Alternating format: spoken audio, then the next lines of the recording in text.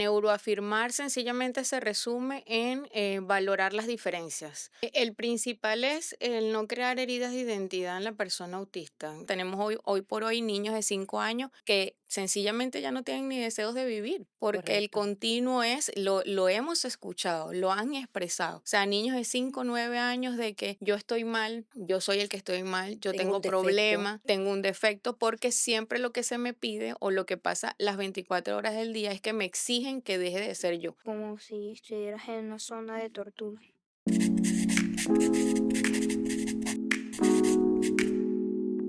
Hola, gusto en saludarles. Bienvenidos a este nuevo episodio de su podcast Cuando el autismo toca la puerta, un podcast diferente. Soy la doctora María Laura Braz, pediatra, neurólogo infantil, conductora de este espacio que tiene por finalidad sensibilizar, psicoeducar y dar información muy valiosa en relación a la condición del espectro autista y a la neurodiversidad en general.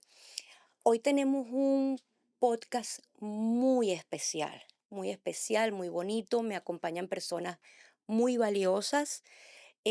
Vamos a hablar sobre el enfoque neuroafirmativo del autismo y también el autismo en primera persona, porque tenemos por acá un pequeño que por autorización de su mamá nos acompaña también en este nuevo episodio. Para la realización de este episodio cuento con la presencia de una invitada muy especial que es la doctora Angélica Torres. La doctora Angélica Torres es pediatra, tiene una especialización en Argentina de neurodesarrollo y es la presidenta de una fundación a la cual tengo el honor de ser voluntaria, que es la Fundación Solo Faltas Tú, y en conjunto con ella me acompaña el niño Sebastián Izquierdo, que es un escolar de 9 años de edad, quien pues está dentro de esta neurodivergencia que conocemos con el nombre de autismo. Sebastián está acá acompañándonos previa autorización de su mamá, que es la señora Crisbani Rojas, de su papá también, quienes pues tras bastidores nos acompañan también. Bienvenida doctora, bienvenido Sebastián. Gracias por acompañar. Vienen de la ciudad de Barquisimeto, se han tomado pues esta oportunidad de visitarnos la mañana de hoy. Doctora Angélica, bienvenida. Me da mucho placer tenerla hoy acá en este espacio y pues queríamos desarrollar el tema del enfoque neuroafirmativo del autismo y qué significa, doctora, exactamente el enfoque neuroafirmativo de la condición del espectro autista o cuando hablamos de autismo. Bueno, doctora, primeramente darle gracias por permitirnos estar en este espacio que, como usted bien lo dijo, busca educar desde la asertividad, desde el respeto y más allá de eso, ir un poco más de lo que usualmente estamos acostumbrados en la parte bibliográfica, sino tocar de cerca también la vida de las personas autistas y escuchar su voz directamente, el autismo en primera persona, que tenemos la bendición pues de que nos acompañe el día de hoy, Sebastián. Para mí en particular es un honor, primero porque la admiro muchísimo, la respeto como profesional. Esa mezcla entre ciencia y humanidad que usted tiene, pues hace que definitivamente seamos bendecidos en la fundación, además de tenerla como voluntaria de la familia de la cual forma parte. Y bueno, comenzar con la neuroafirmación creo que es una de las mejores maneras de hacerlo, ¿no? Neuroafirmar sencillamente se resume en valorar las diferencias. De los distintos enfoques en los cuales ustedes lo vean, desde el enfoque terapéutico, del enfoque familiar, de la sociedad en general, es el hecho de respetar los procesos cognitivos que son totalmente distintos entre las personas, en este caso la comunidad usualmente llamada neurotípica y la neurodivergente, tenemos procesamientos cognitivos totalmente distintos y el neuroafirmar significa reconocer, despatologizar el término y entender que el hecho de que un procesamiento cognitivo sea distinto al otro no quiere decir que sea inferior o que deje O de que esté tener mal. su valor o que esté mal, exactamente. Entonces, un poquito pienso yo que para que la gente comprenda de qué estamos hablando, así yo suelo poner los ejemplos que así como existe colores de piel, existen las personas un tanto lo que llamamos las personas blancas, las personas morenas, que tenemos distintas estaturas, personas altas o bajas, inclusive en nuestra contextura corporal, existen personas que son un poquito más rellenitas, un poco más delgadas. En la parte de los procesos cognitivos existen neurotipos. Entonces, la mayor parte de la población es lo que las personas conocen como la media o el procesamiento en tipo descendente, y la neurodivergencia implica un pensamiento ascendente. Pienso que la mejor forma de neuroafirmar es saber qué significa cada uno de estos tipos de pensamiento, cómo funcionan, porque en la medida que yo lo conozca, también puedo ajustar intervenciones o servir de andamiaje o de traductor cognitivo. Pero si de primera intención yo no sé qué significa que es un pensamiento ascendente y cómo funciona, y cómo un pensamiento descendente y cómo funciona, pues no lo voy a lograr. Entonces, no sé si usted lo considera, pudiéramos explicar en forma breve Claro, cada claro que uno de sí, estos tipos. claro que sí. En general, el pensamiento ascendente, ¿qué es lo que sucede? Parte de las sensaciones. De las sensaciones, entonces implica mucho lo que sería el sistema de integración sensorial, evidentemente. Y a partir de esas sensaciones que las personas perciben, van construyendo progresivamente un todo. Mientras que en el pensamiento descendente, las personas parten de un conocimiento previo, de un contexto, de una cantidad de información que ya está allí, y desde allí van construyendo hasta llegar a la sensación o la percepción. Si lo traducimos en lo que hablamos inicialmente, las personas neurodivergentes, específicamente el autista, tiene un pensamiento que es ascendente, o sea, parte de lo que siente. Y desde Correcto. eso que siente va paulatinamente a través de la percepción construyendo el global, mientras que las personas neurotípicas usualmente lo harían en forma contraria. Parten de ese conocimiento previo que ya tienen y desde allí van interpretando esos estímulos que reciben. Porque es importante que comprendamos esto? Porque el mundo, el código en todos los entornos está hecho en pensamiento descendente o top-down, como se conoce, mientras que el autista tiene bottom-up. ¿Qué quiere decir eso a la final? Que necesitamos buscar maneras de que podamos coincidir ambos tipos de procesamientos cognitivos de alguna forma, sin irrespetar al otro. Cuando las intervenciones, los colegios, los entornos sociales, el autista debe confrontarlos, es un código totalmente distinto al cual su cerebro está preparado para interpretar.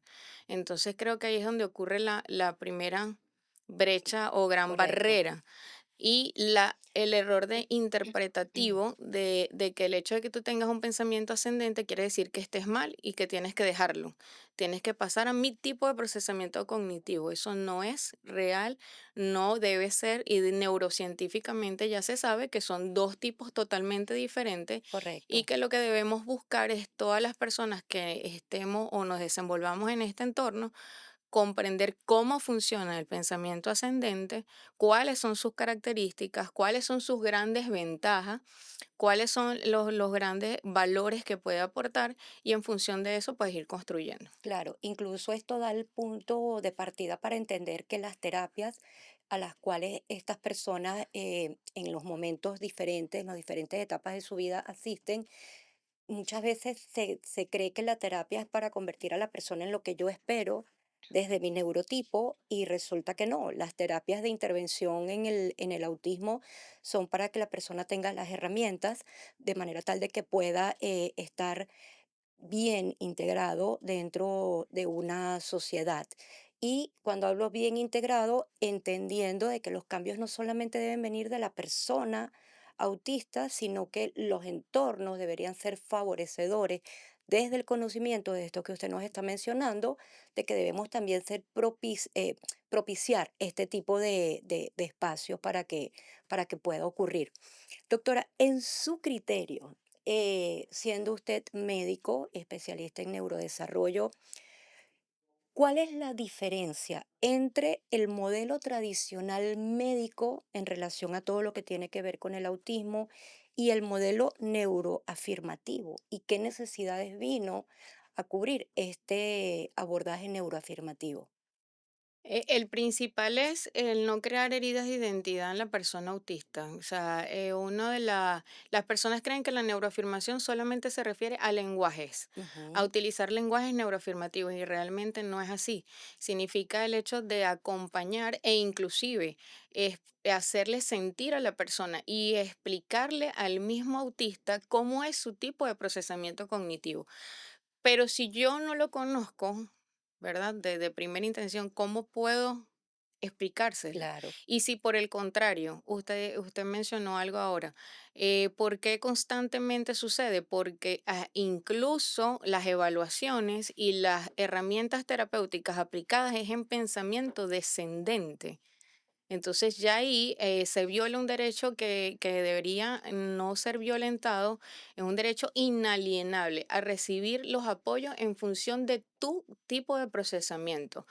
¿Qué es lo que busca la neuroafirmación? La neuroafirmación lo que busca es dar apoyos según tus desafíos individuales, pero preservando tu naturaleza y y tu validando identidad, exactamente el hecho de no crear mella en tu identidad. O sea, la persona no tiene por qué constantemente recibir la información que aquellas características que forman parte de su condición, de su naturaleza, tienen que ser cambiadas. No claro. debería ser así, ¿cierto, Seba? Sí, ¿Cómo deberíamos sentirnos todos con nuestra propia naturaleza? bien. Bien, Nadie tiene que ser juzgado por lo que siente él o por cómo es él. exactamente. Exacto. Cada quien tiene su propia Ujú, forma de procesar. claro. Ujú. Muy bien. Excelente, Sebastián. Nosotros los autistas procesamos las cosas diferentes. La mayoría, a mí no me gustan los espacios con mucha gente por el ruido. Claro. Y eso está bien. Y hay que entenderlo, ¿correcto? Sí. Muy bien. Algunas personas, doctora, quizás que no están bien formadas o no tienen bien formadas en el sentido de que no manejan mucho la información, consideran que el enfoque neuroafirmativo viene a negar los desafíos que tiene la persona autista. ¿Es realmente esto así? Yo pienso que el enfoque neuroafirmativo viene a dar como la visualización o la visibilidad a las características propias de cada persona que deben ser aceptadas, respetadas, sin desestimar que hay una base científica que también es necesaria, pero pienso que es la forma de darle apertura a que la persona autista también tenga la posibilidad de decir, a mí no me gustan los espacios los espacios, los ambientes muy abiertos, porque hay mucha gente, eso me perturba. Yo lo veo desde ese punto de vista, de que las personas puedan expresar qué es lo que son, qué es lo que sienten y en función de eso poder brindar ayudas. Bueno, la afirmación que usted o lo que usted acaba de comentar es totalmente falso. De Ujú. hecho, yo recuerdo que en una intervención que tuve la oportunidad de dar, tuve una narrativa o utilicé una expresión que era que nadie sabe más de su autismo que la persona autista. Claro. Y algunas de mis colegas muy apegadas a la ciencia y a la parte se llaman, automencionan biologicistas, decían que eso no podía ser así, porque el autista, por ejemplo, no podía saber de su epilepsia y manejar su epilepsia. Entonces, Ujú. creo que es descontextualizar algo. Yo Claro, entiendo que nosotros desde el punto de vista médico, lamentablemente, muchas de las escuelas formativas son bastante dogmáticas, prejuiciosas, y el hecho o lo que venía manejándose hasta ahora es la información que han dado personas que tienen un procesamiento cognitivo distinto sobre el autismo, no el autista hablar de su propio procesamiento. Y es ahí donde comienza el choque. Cuando nosotros hablamos de neuroafirmación, mucha de la información de dónde se obtiene, de cómo ha funcionado, cómo llegaron los científicos a saber esto, estudiando a personas autistas. autistas, claro, ¿Ok? Pero muchas de las otras cosas estaban basadas en lo que la persona neurotípica creía que el autista sentía, creía que el autista pensaba, creía que el autista procesaba, pero no se habían dado, digamos, la oportunidad de preguntárselo a la propia persona autista. Entonces, es necesario reconocer que la condición muchas veces se puede acompañar de cosas comórbidas, por ejemplo, como el caso de la epilepsia. Evidentemente, ¿quién va a manejar la epilepsia? El el neurólogo. neuropediatra o el neurólogo, en el epileptólogo, a quien corresponda.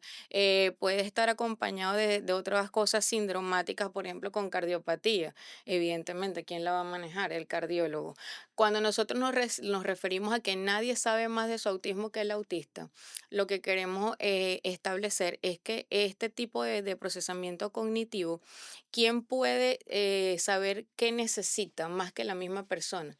¿Quién puede saber cómo lo siente? De hecho, lo enfatizamos al inicio. ¿En qué se basa el procesamiento cognitivo ascendente? En sensaciones. Entonces, incluso muchas veces yo veo que, y es algo que deberíamos deslastrarnos, no, es que eso no es emocional, eso es conductual. ¿Cómo le quitas tú a una emoción? A algo que está experimentando la persona cuando su tipo de procesamiento funciona así. Y la Claro, emoción no se queda afuera. Yo les digo muchas veces, no se queda fuera del consultorio, no se queda fuera de la terapia, no se queda fuera del salón, les acompaña esa sensación y se traduce en conducta, que es otra cosa. Entonces, es totalmente falso lo que te acaba de mencionar, porque ¿qué hacemos nosotros? Nos apalancamos en las fortalezas, en las virtudes que hay dentro de la condición y las características propias de la persona para así abordar aquellas cosas que se le dificultan, y en claro. aquellos aspectos que son de tipo médico, donde se requieren apoyos de las distintas especialidades, perdón, pues que sean intervenidas. Entonces yo vuelvo a ratificar mi expresión, nadie sabe más de su autismo que la propia persona Un autista, autista. de sus necesidades. Y muchas Correcto, veces incluso hay niños que pudieran no tener expresión verbal, pero solamente el observar, el ser bastante detallistas, ellos a través de sus movimientos, a través de su lenguaje corporal nos comunican qué es lo que necesita. claro, Entonces no es una receta de cocina, puede ser que esa persona necesite cosas que no las estará mostrando porque sí sabe qué es lo que requiere. Ahora, claro, cómo lo expresa, está la tarea de nosotros de ser los traductores claro. de ese ser humano, de eso que ellos nos quieren mostrar para poderle dar los apoyos. Bien.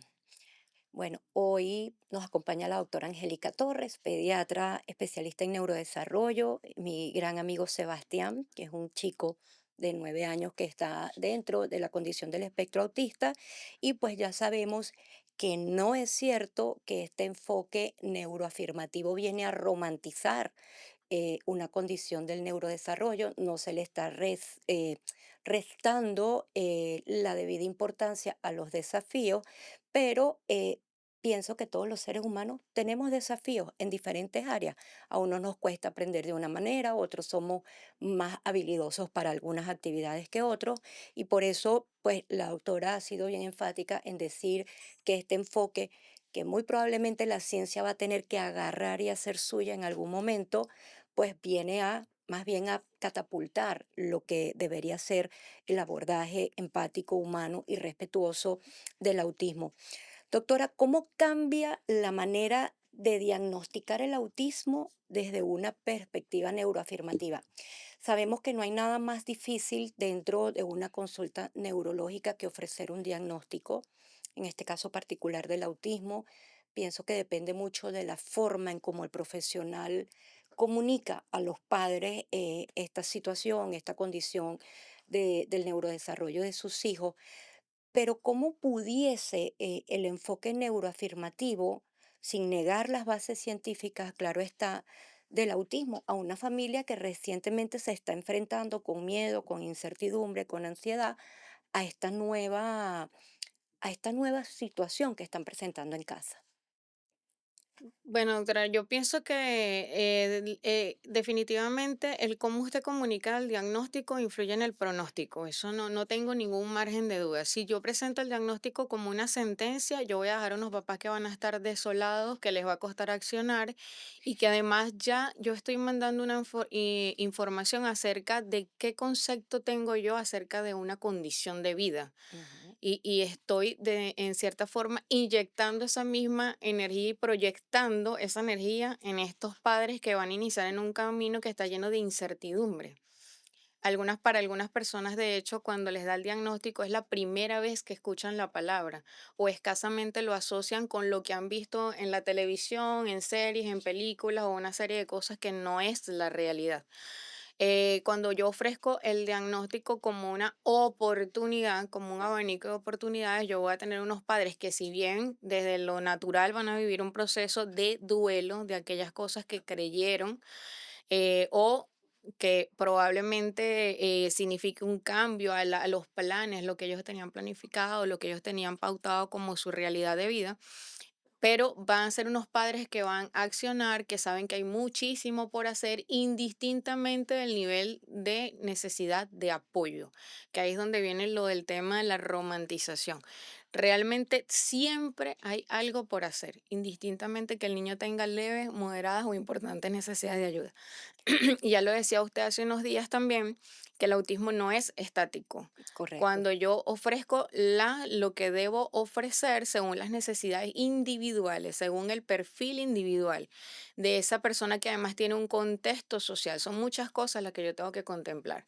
¿Cuál es el contexto en el que ese niño se encuentra? Más allá del tipo de intervenciones terapéuticas, también entender que los arropa realidades país, realidades familiares, entornos escolares, personas particulares, cuál es su núcleo de apoyo. Entonces, Realidades económicas. económicas a las que no estamos exento absolutamente ninguna persona. Entonces, claro que influye porque yo necesito siempre presentar las oportunidades. Y hay algo más, doctora, que es el tema de que lamentablemente hay cosas que son propias de la naturaleza del autismo y muy, muy lamentablemente, y me hago responsable de mis palabras, las intervenciones se han venido ideando para desarraigar aquellas cosas que son propias de la condición, cuando las herramientas deberían estar dadas para que tú puedas desarrollarte plenamente sin dejar de ser tú y sin dejar de sentir constantemente que estás mal en todo lo que haces, porque en cierta forma, con o sin palabras, es la información que se manda. Podemos poner ejemplos particulares. Los stimming en las personas autistas sirven como una forma de regularse ante ese mundo que, como ya lo dijimos al inicio, está con un código, una serie de códigos para los cuales mis procesos mentales no están preparados porque son códigos principalmente sociales, Claro. creados por personas que tienen un código diferente al mío. Entonces, ya para la persona significa un esfuerzo continuo el hecho de tratar de estar constantemente traduciendo esos códigos que ya están pautados. Si a eso usted le suma que aquellas cosas que me sirven a mí para sentirme un poco más tranquilo, me dicen que están mal y que debo quitarlas, que debo eliminarlas para que los demás se sientan cómodos, porque básicamente creo que es la situación principal, o para que los demás em, sientan que yo me parezco lo más posible al otro tipo de procesamiento, cosa que no tiene ningún sentido, Claro. pues lamentablemente eso va a ir haciendo mella en mi autopercepción, en mi autoestima y va haciendo que los niños crezcan. Tenemos hoy por hoy niños de 5 años que sencillamente ya no tienen ni deseos de vivir.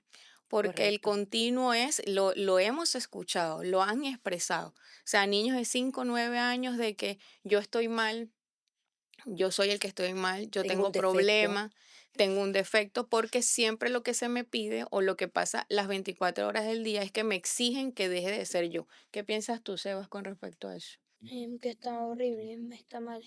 Está mal, ¿verdad? ¿Cómo se siente uno cuando todo el día le viven pidiendo que no, que deje de ser quien es? Como si estuvieras en una zona de tortura. Como si estuvieras Estuvieras en en una una zona zona de de tortura. tortura. Lo que sentiría yo. ¿Te has sentido en zonas de tortura, Sebastián? Bueno, no, acabo de decirlo como Algo figurado, como un figurado. ejemplo. Muy bien.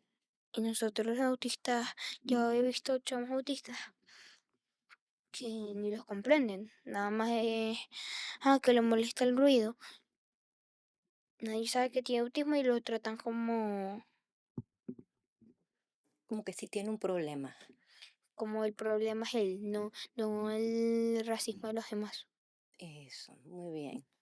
Ujú. Eso que dice Sebastián es súper importante porque a lo largo de los años, que es otra de las ventajas del enfoque neuroafirmativo, siempre se vea, toda la atención se gira hacia la persona autista. El Ujú, autista tiene que regular, el autista tiene que prepararse, el autista, porque básicamente lo están queriendo llevar a los códigos habituales. Pero ¿qué hace el entorno? Nosotros nos preguntamos a diario eso. Pero ¿qué hace el entorno para tratar de ser el traductor cognitivo de esa persona? claro. Ahora volvemos a retroceder a lo mismo, doctora. Si usted no conoce que usted está hablando es de un neurotipo y usted tiene el concepto de patologización del autismo y usted asume que el autista está mal solo por el hecho de ser autista, usted va a querer desarraigar su autismo de una u otra manera porque usted quiere llevarlo a la neurotipia. Eso no debe ser. Entonces en los entornos, y lo pueden decir los padres, lo pueden decir las mismas personas autistas, todo va dirigido a que sea la persona autista la que controle muchas de sus cosas o de su forma y empieza el masking, el intentar corresponder a una expectativa que no es real, vuelvo y le repito, entonces ya tienes el desgaste de la traducción constante Claro, más la que te suman las personas que se encuentran en los distintos entornos en los cuales tú te desenvuelves. claro.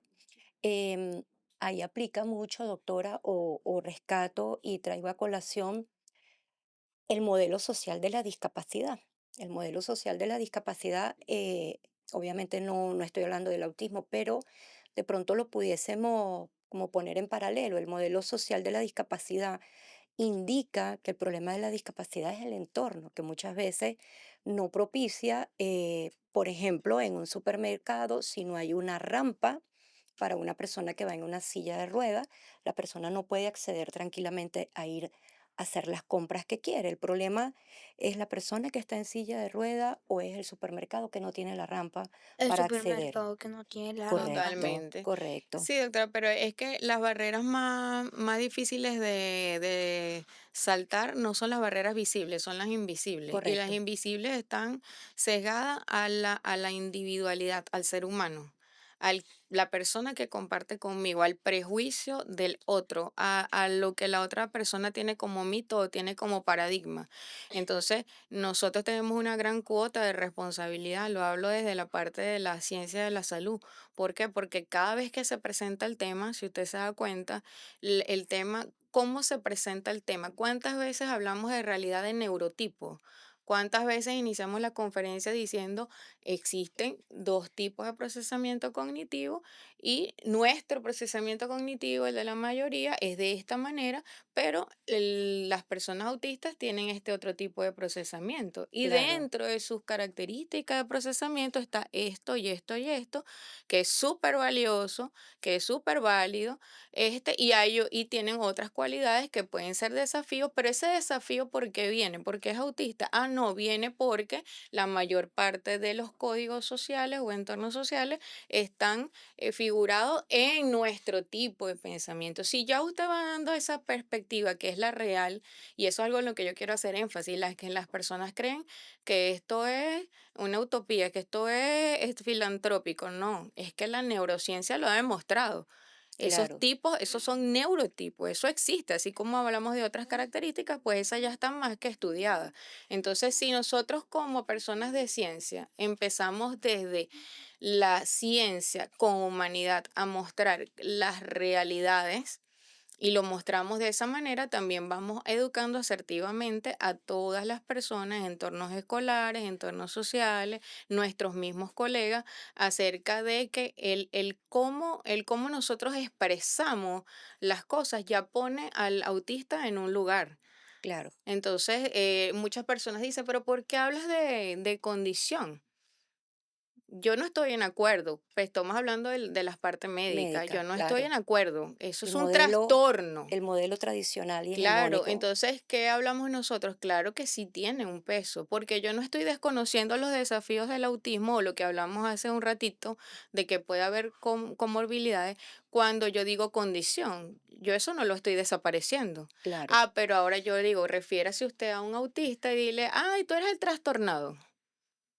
Entonces, ¿en qué posición estás dejando a la otra persona desde el punto de vista emocional? Me ¿Cómo te está sentirías dejando tú? como que, "Ay, ¿por qué me dice eso?" Claro, ¿verdad? Nadie se siente bien que le digan que es un trastornado, porque además tú eres una persona, que eso también es común, ¿verdad, Sebastián? Si tú llegas a un sitio, a ti te preferiría que te dijeran, ah, llegó el autista o que dijeran llegó Sebastián. Llegó uno ya a decirle llegó el autista, le meto un puño en la, mentira, en la boca. Tienen que decir, llegó Sebastián, Llegó ¿cierto? Sebastián, Tipo, con su nombre, Claro, es muy exactamente. como bien. si llegara un morenito ahí oscuro y llega, Llegó el negrito, eso fue. llegó el negro.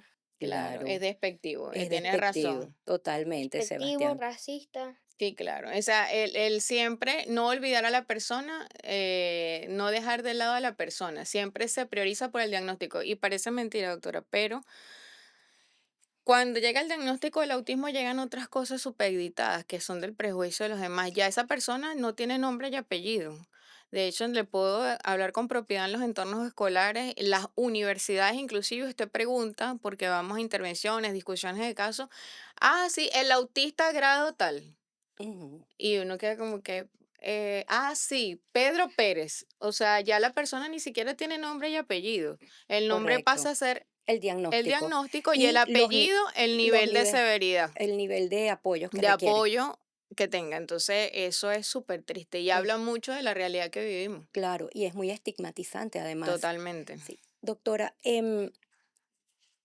¿qué opina usted que ha tenido, bueno, de pronto yo también he tenido contacto con lugares, con centros terapéuticos, pero usted que está más en este mundo incluso de dar información, de activismo asertivo y respetuoso del autismo? ¿Qué opina de esos especialistas terapéuticos cuyos objetivos en sus terapias están centrados en que el niño sea menos autista o que parezca menos autista o que traten de normalizar a una persona que es por tener una neurodivergencia no es anormal o no es patológica?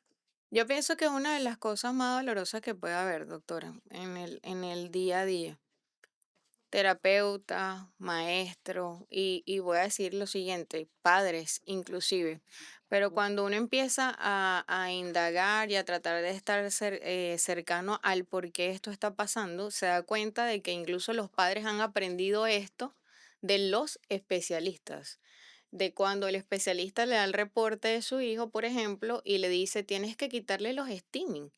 Tiene que tener las manos tranquilas, no se puede mover. Entonces, ¿de dónde Ujú. saca este concepto este padre?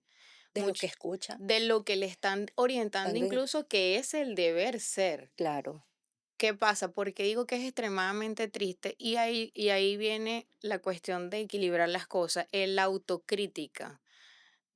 Muchas veces se sienten atacados porque cuando empieza a cobrar voz, la voz autista, o levantan sus voces los autistas, el entorno se siente atacado. Eso es algo que yo he escuchado con bastante frecuencia últimamente y se sienten atacados porque aquellas cosas que creyeron ciertas, que aprendieron en las facultades, que iban muchas veces dirigidas a eso, a desarraigar la naturaleza autista, se dan cuenta de que no, que es un error. ¿Verdad? claro, Entonces, pero el hecho de que tú tengas desconocimiento no exime de responsabilidad. claro, Cuando tú diriges tus intervenciones terapéuticas, volvemos a repetirlo, desde tu forma de pensamiento, ya eso es una manera inconsciente hasta que tú no tengas ese aprendizaje de maltrato indirecto porque tú estás forzando un procesamiento cognitivo a ir hacia el tuyo. Entonces, las intervenciones terapéuticas, ¿de dónde deberían partir? De ser acorde al procesamiento cognitivo autista. El hecho de que tú no lo aprendieras o que no se enseñe en las facultades no dice, no exime de que si tú trabajas con personas autistas no lo debes puedas aprender, aprenderlo y claro, debes aprenderlo. Y la invitación nunca es desde el ataque. A, oye, lo estás haciendo extremadamente mal porque tú tienes ciertas técnicas que pueden ser muy buenas. Ok, une lo que ya tienes, que sea muy positivo de lo que tú traes, a las actualizaciones y a formarte en relación a este tipo de procesamiento porque tú manejas una gran población que está dentro de la condición del espectro autista. Entonces, claro. no tiene justificación de no conocerlo. Una vez que ya tú sabes que esto pasa, que ya tú lo entiendes, lo internalizas. Oye, sí, es que yo tengo unas formas y si yo ideo este plan de trabajo en función de mi pensamiento, no va a funcionar para el otro. Claro. Tengo que conocer primero al autista y además de eso saber cómo es su forma de procesamiento. Entonces, lo que creo, doctora, y lo digo con mucha responsabilidad, que no miden los especialistas, es el hecho de que cuáles pueden ser las consecuencias que acarrea para el autista eso que tú llamas que no sabía, que fue un error, que no estás dispuesto a aceptar. ¿Cuáles son las consecuencias? Hablamos de la muerte social es cuando no interviene o con las barreras o con los paradigmas que existen, pero ¿cuál es la consecuencia en el autista? Le, le, le atajo acá, doctora, que esto, la primera vez que lo escuché de usted en una conferencia, la muerte social. La muerte social en el autismo es un tema doloroso para la familia, para esas madres que de pronto no son invitadas a un cumpleaños porque mi hijo puede tener alguna conducta no esperada dentro de ese entorno. Incluso no es solamente a nivel de lo que es su grupo social, sino también en la familia.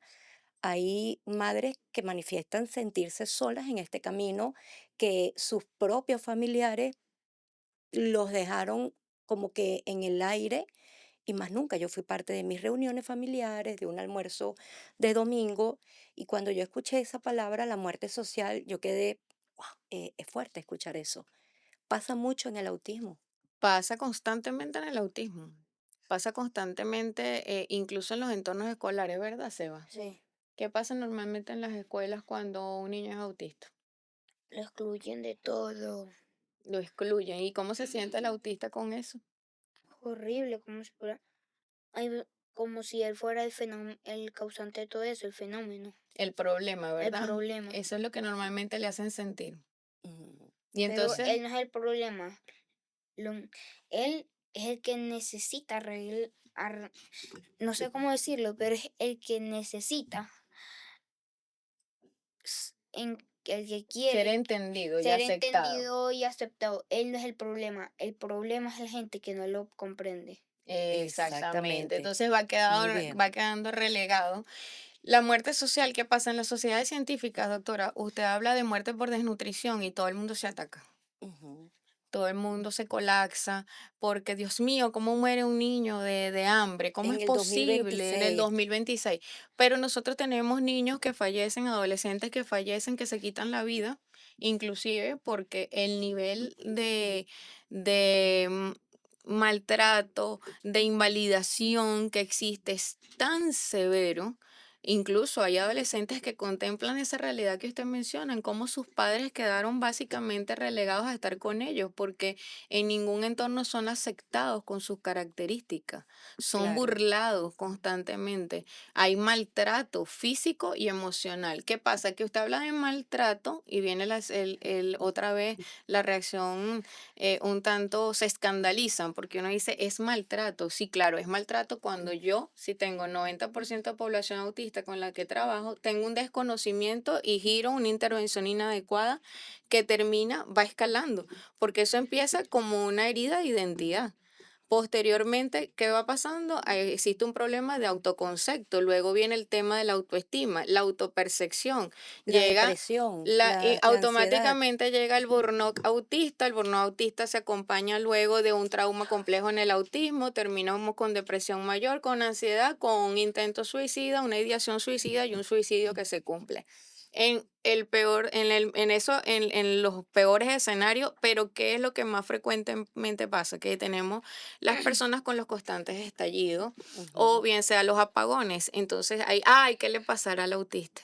Eso es porque es autista. No, no es porque es autista, es porque No hay los una aceptación. entornos exactamente nos van llevando desde la no aceptación, desde la invalidación, a sentir que sencillamente tú, como lo dijo Sebastián en su traducción, en sus palabras, tú eres el que estás mal. porque realmente es lo que te dicen inclusive las personas que deberían ser tus traductores cognitivos y tus acompañantes. Finalmente van haciéndote sentir que tus formas, tus juegos, lo vivimos incluso de los niños pequeños. Ujú. Los chicos pequeños, por el tipo de características de procesamiento, tienen un juego que para los demás es un juego no funcional. Yo escucho mucho esa expresión. No Tiene que funcional. ser Porque no funcional. es funcional. ¿En función a qué tú dices que no es funcional? No es funcional porque no es el juego que haría el 90 y pico por ciento de la población.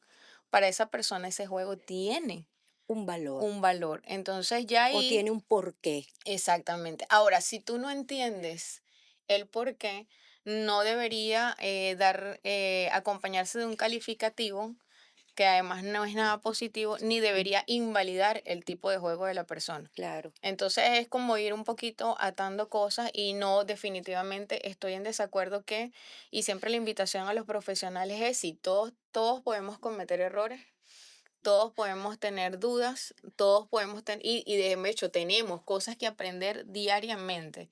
Lo que no está bien es que tú te justifiques en que eso Ujú, fue lo que viste en la facultad, eso fue lo que aprendiste, porque lamentablemente hay mucho también de este aprendizaje de lo que yo veo. Yo ujú. voy a un centro terapéutico y hay alguien que tiene más años que yo y de repente trae inclusive muchos vicios, muchas cosas, mucho desconocimiento y yo copio su tipo de intervención.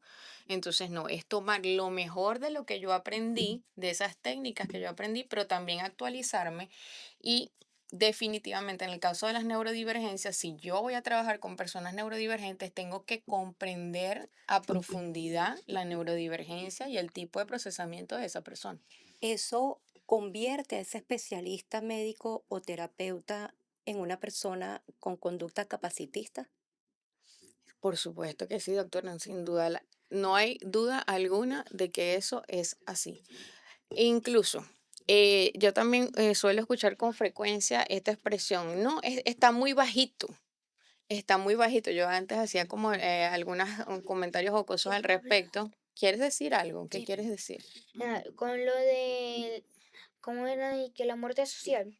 Ajá. Pues yo recuerdo, yo sé que hay hasta adultos mayores, que hasta lo del autismo, y que, por ejemplo, que el puesto del chamito, lo estoy ocupando yo, que enfermedades de ahora que se inventan y hasta le dicen cualquier cosa horrible, Ujú.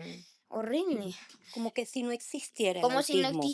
como si no existiera, Como si la persona ah, estuviera inventando todo eso como que si estuvieran siente. inventando, como si estuviera actuando. Y eso le Y duele al hay autista, gente ¿verdad? que aprovecha lo de en condiciones como el autismo, nada más para que le presten atención.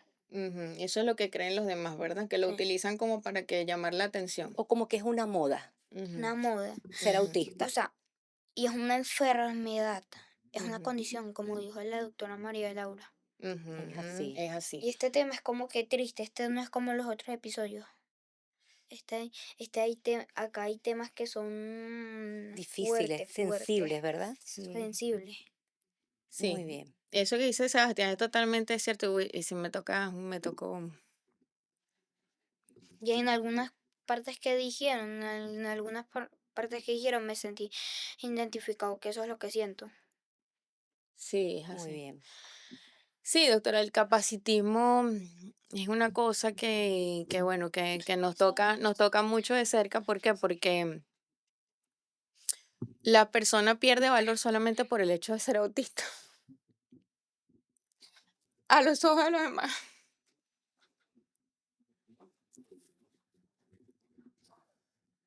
Pero eso va a cambiar. Para eso son estos espacios, Sí. para que nos ayuden a cambiar un poquito la visión desde todo punto de vista.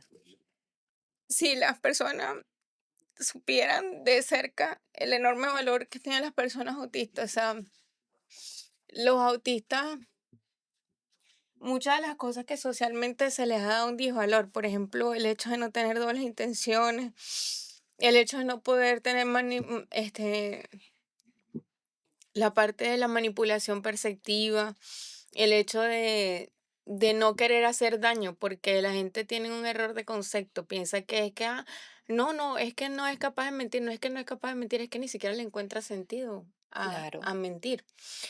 socialmente a las cosas buenas le hemos dado en la categoría de disvalor, cuando debería ser todo lo contrario. O sea, qué grandioso que una persona, por ejemplo, pueda respetar siempre, pueda siempre querer hacer el bien, que no conciba hacerle jamás el mal a otras personas, que no tenga dobles intenciones. Entonces, cuando usted me habla de capacitismo, la realidad es, por dolorosa que parezca, es que solamente el hecho de tener una condición ya hace que el otro, para el otro, para la mayoría, pierdas valor como ser humano, cuando el ser humano sigue allí, Claro, indistintamente de la condición, y tiene muchísimas cosas maravillosas que aportarle a la sociedad, de hecho muchísimas que pocos conocen de cerca, y claro. no porque no puedan, sino porque no se les permite muchas veces. Sí, Ok, claro, papi, puedes hablar. mira, es que esto sí, quiero seguir con, mira, esto ya estamos hablando del mismo tema del autismo, nada más que vamos por otra parte, pero en la parte de lo que dije que hay una gente que, que alguna gente se hace pasar por autista para que le preste atención, están manipulando nada más con la condición, como si fuera un juego de niños pequeños. Correcto, Exacto, eso pasa exacto. a Tipo, veces. soy autista, míreme, pura...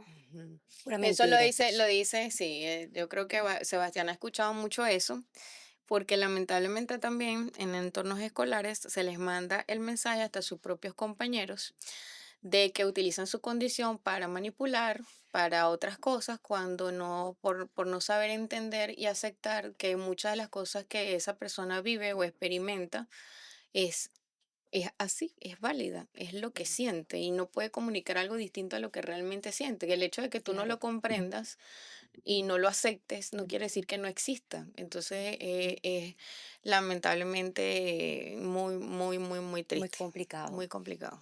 Bueno, ya para finalizar este muy valioso, humano y sentido episodio, yo le agradezco a la doctora Angélica Torres que se haya tomado el tiempo para acompañarnos de trasladarse de Barquisimeto hasta acá, hasta la ciudad de Valencia, en compañía de Sebastián y de su mamá, que la tenemos tras bastidores allí con las lagrimitas en los ojos también. Chao. Doctora, cuando yo empecé este podcast, acuñé una frase muy contundente, respetando la propiedad intelectual que es suya.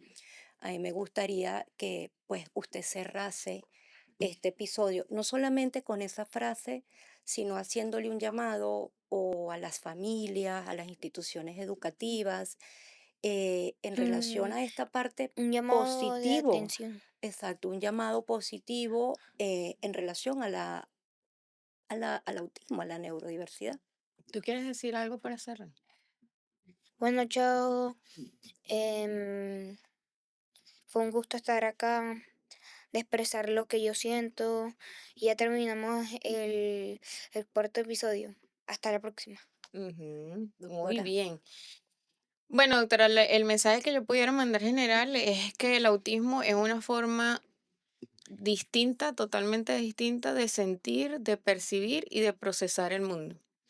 Y como tal debería ser respetada y validada. Y definitivamente nadie debería crecer sintiendo que está mal ser quien es.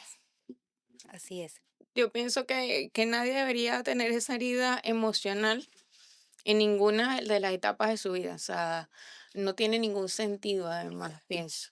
El respeto es bidireccional y bueno, la invitación a todos es que se den la oportunidad de conocer el autismo, pero desde lo que realmente es.